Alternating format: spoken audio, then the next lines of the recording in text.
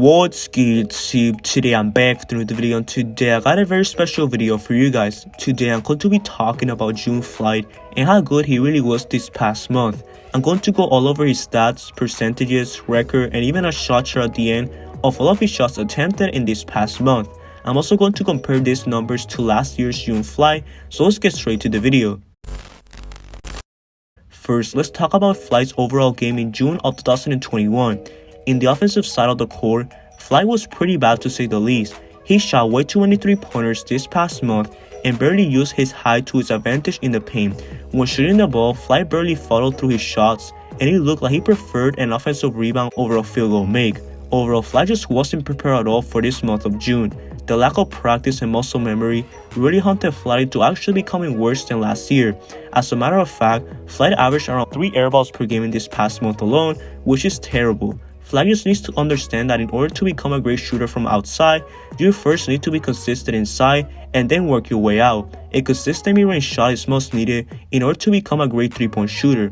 Moving forward, when Flight did drive to the basket, he was still getting bumped around by his opponent, and therefore he settled himself into these weird-looking hook shots that barely went in. If Flight just fully attacks to the basket instead of settling for these low percentage shots, good results will come.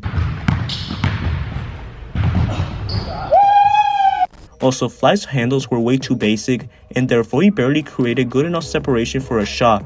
The only kind of separation that he created at times was his step back. Oh my god. Oh my What the fuck they talking about? But it didn't lead to any consistent results. His lack of coordination when dribbling the basketball really hunted him, as he was looking down mostly when dribbling and also doing dribbles in just one place.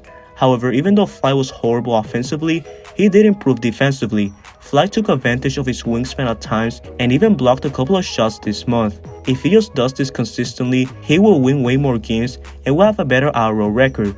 Also, Flight's stamina got way better this month, and he did look like he gained some kind of muscle, which is great to see. Therefore, Flight has actually gotten better as a rebounder as well, especially offensively. Flight has more energy now to box out and finish putbacks, which could help him in future IRLs. And now, with all of this out of the way, let's talk about June Flight's 1v1 IRL record and stats from 2021. In June of 2021, Flight played a total of 4 1v1 games, but I'm only going to count 3 of them since the one against his girlfriend doesn't count. I don't think I need to explain myself here.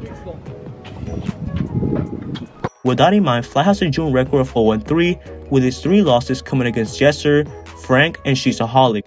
His worst game stat-wise was against Sheesaholic on June 24th of 2021.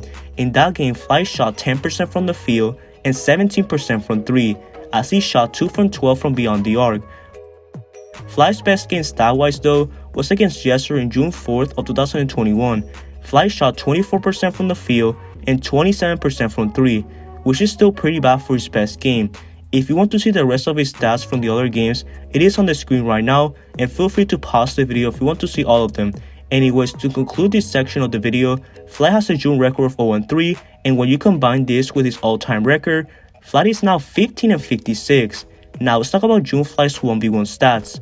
In the 3 games that I researched, Flight attempted a total of 68 shots from the field and only made 11 of them, which results in a 16 total field goal percentage.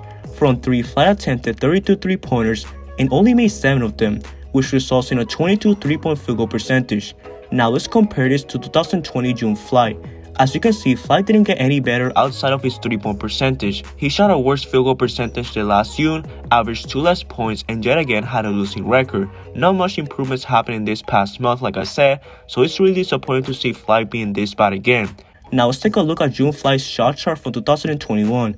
This took me a lot of time to make, so bear with me.